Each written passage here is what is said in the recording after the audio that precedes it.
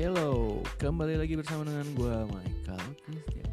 Kali ini gue mau ceritain tentang sebuah topik, yaitu namanya adalah katsaridafobia.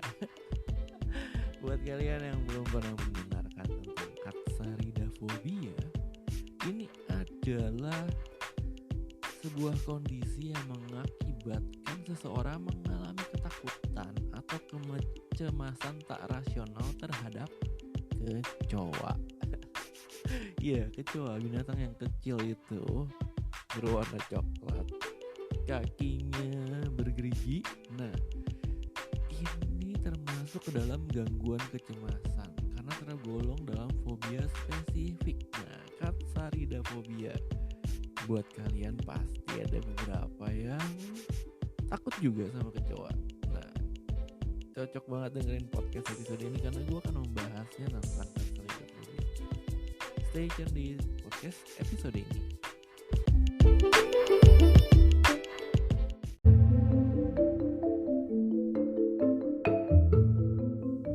Oke, jadi siapa sih dari teman-teman gue pendengar podcast ini yang gak pernah ketemu sama kecoa? Nah, kecoa itu merupakan hewan yang konon katanya dia itu paling tahan terhadap segala sesuatu bencana, dari nuklir apa terus ada gempa bumi. Pokoknya dia kalau ada hal-hal yang membuat dia mati, dia tuh nggak bakal bisa mati. Konon katanya seperti itu ya.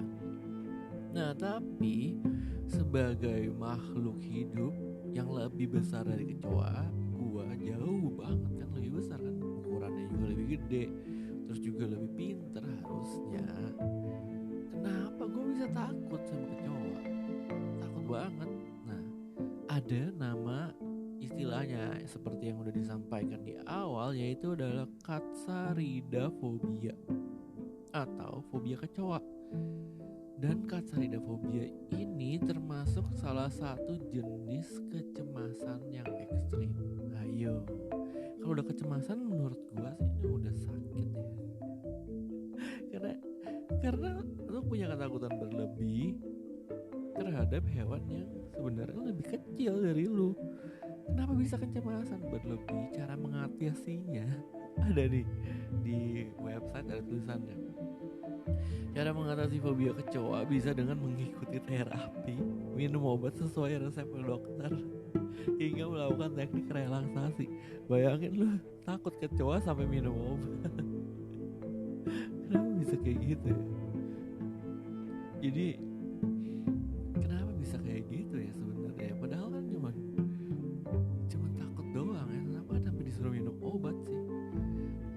Mungkin ada ketakutan yang ekstrim, jadi sampai mual, sampai sakit perut, sampai benar-benar psikosomatis, lu punya ototnya tegang semua, sampai lu teriak-teriak, sampai nangis, sampai kabur.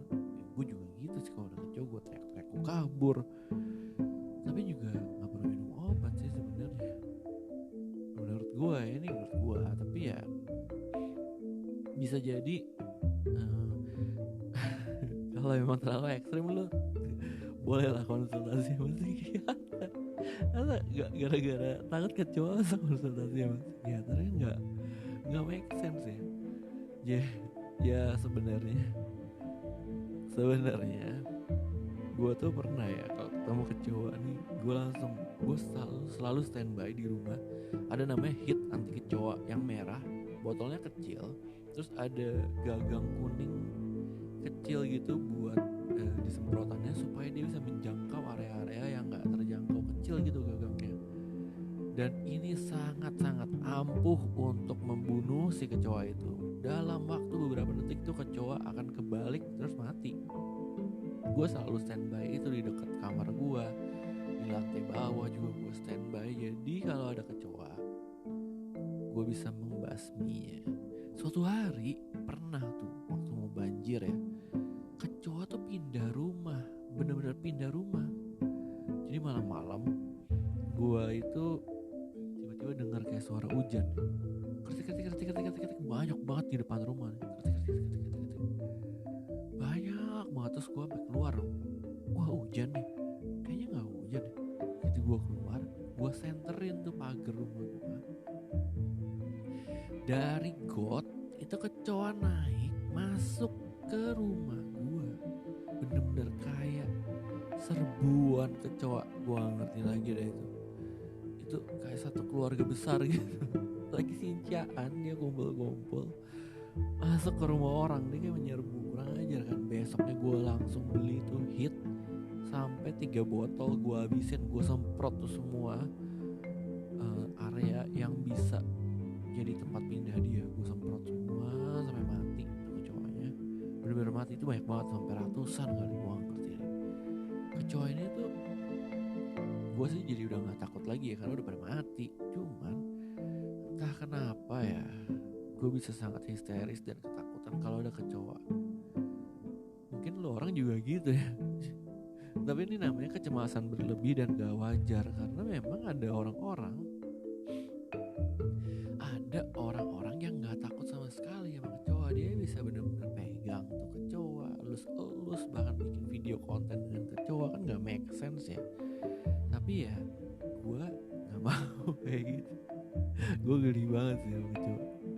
Jadi ya udahlah, gue hindarin aja. Terus gue juga siap sedia tadi hit anti kecoa. Dan kalau ada kecoa ya nikmatin aja. Ketemu ya ketemu, gak usah takut. Gak usah takut tuh ya kecoa. Kecoa cuma ini hewan kecil segede jempol lo doang. Aduh ampun, paling itu sejuta berat badan lu.